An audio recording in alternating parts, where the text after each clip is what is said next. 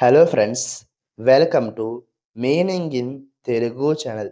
ఈరోజు వర్డ్ ఏమిటంటే సబ్లిమేషన్. దీన్ని తెలుగులో ఉపరితల మార్పు, సూక్ష్మీకరణ అని అంటాం. ఈ వర్డ్ని ఘన పదార్థం నేరుగా వాయువులోకి మారడం అని అంటాం. Sublimation is a process where a solid turns directly into A gas without becoming a liquid.